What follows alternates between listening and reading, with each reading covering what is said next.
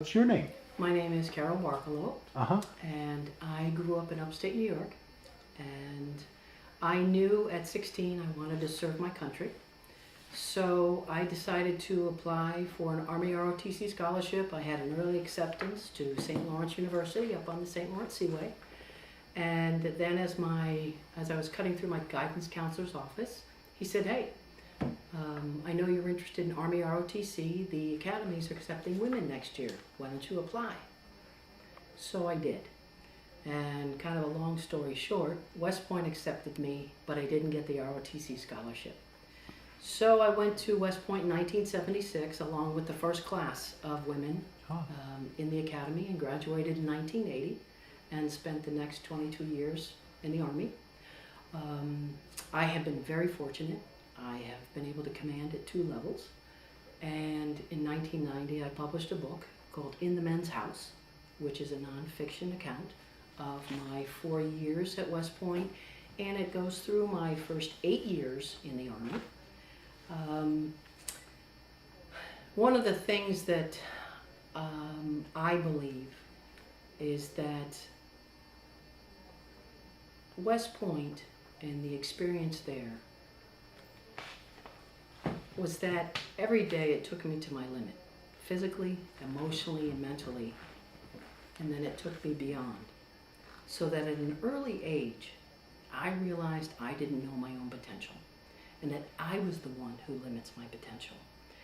And I would tell you that there are so many people in this world who never understand their own potential. One of the things that I like to do is I've created a presentation I call A Passion for Leadership. And I take the word passion, which stands for people, attitude, self-responsibility, self-esteem, integrity, obligation, no excuse. And I talk to different organizations about that. And every one of us are leaders. And I think with women, women just need to know they can. And once they know they can, there's no stopping them. I grew up with 3 older brothers, so I always say I survived their tortures. And so I've been 10% of a population ever since when I was in the military. And nobody told me that I couldn't after I knew that I could when I graduated from West Point.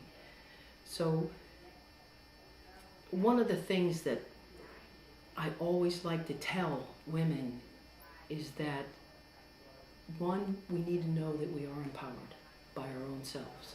But 2, we need to empower each other. And I think sometimes that we as women are our own worst enemy. And if we turn around and grab a hand and bring them up, it'll be so much better. This conference is amazing, and I'm so glad it's happening. I've been retired now for 13 years and came to Florida in 2006. And I knew I wanted to do something still with service. So my partner and I, 3.5 years ago, created a nonprofit called Heaven on Earth for Veterans. And what we do is we buy houses, refurbish them, furnish them, and rent rooms to homeless or close to homeless veterans. The only requirement is to be a veteran. And we started this with our own money, and we refinanced our house twice, took a home equity loan. We've amassed in the last 3.5 years 8 homes. And we can house 26 veterans. We have 7 homes that veterans are in currently, and we're fixing up our 8th home. We became a nonprofit in March of 2013. So really last fall, we started seriously trying to raise money.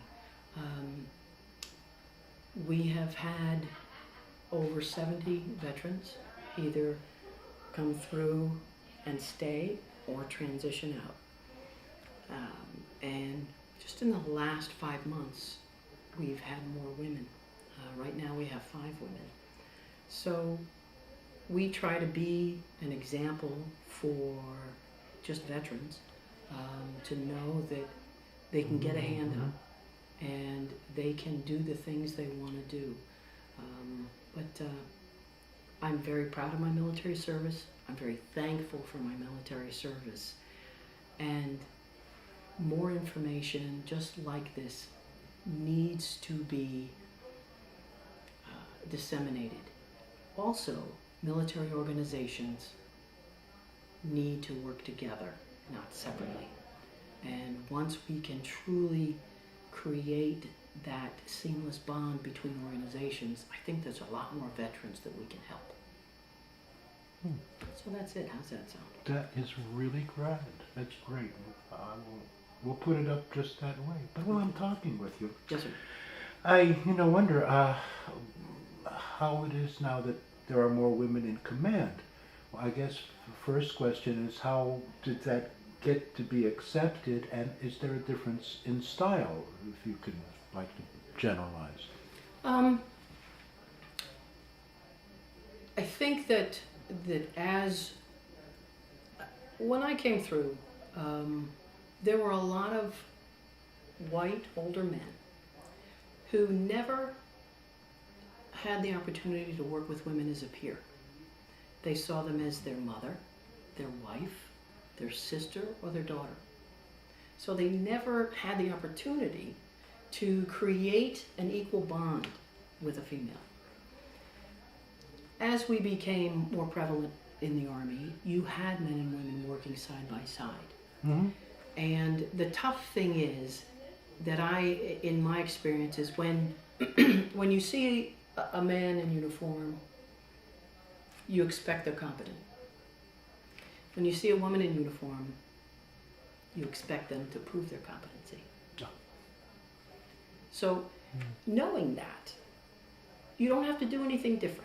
And I used to think that the saying that women have to be twice as good to be thought of as half as good. I don't believe that anymore. What I believe is you need to be the best that you can be. And when you show that and you just be who you are, you will be accepted. The unfortunate thing sometimes is it's one man at a time. Oh. So there's not that assumption of competency.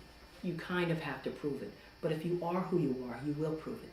And I've also found that once you do prove that, and men realize, hey, you can do what I can do, some of them become your best advocates. And they can kind of talk to other, as I would put it, Neanderthals, that, hey, look, you know what? She's just as good as you are, sometimes even better. And I would tell you, in my experience, women are more disciplined than men. Women are able to multitask better than men. And again, I think it's a matter of women just knowing they can and gaining that support. So once I took command, sure, there were people, any new commander, they're wondering, oh, can you do it? And once they realized I was there for the same things they were, to accomplish my mission, take care of my soldiers, I had no problems, none. And that has worked for me all along. And you don't have to act any different. You don't have to go in and make a statement. You just have to be the professional person you are. Mm-hmm. And some people say, well, you're never going to change their mind. You're right, but that's not your problem. That's theirs.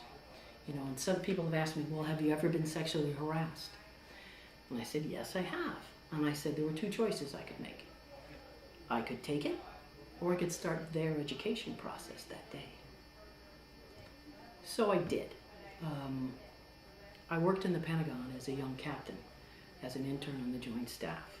And one of the things, I had an Air Force full colonel, and again, I was a young captain, so nobody expected much from me in the Pentagon. He was a Southern gentleman, so he called a lot of the civilian women honey and dear. And I was the only Army captain female in the Ops Center. So he would call me honey and dear.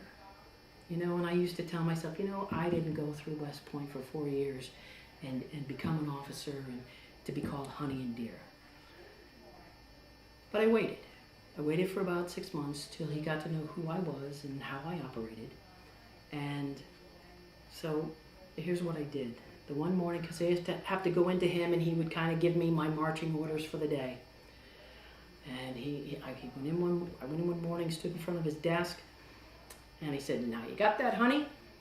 So I stood at attention, looked kind of straight at him, and I said, Yes, sir, dear. And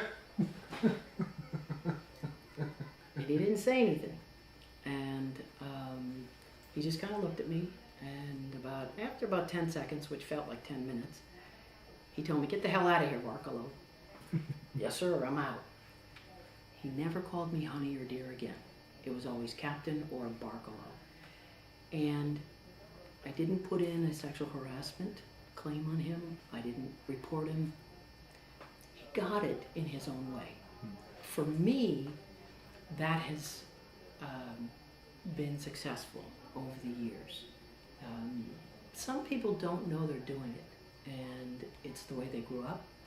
So once you educate them about their ignorance, if there's an issue again, that's the time.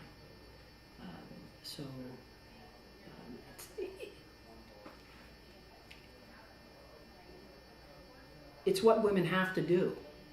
And is it wrong? Well, of course it is. Should we? No.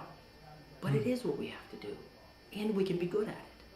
So just make that part of who you are, and it's amazing. It's amazing how many minds you can change.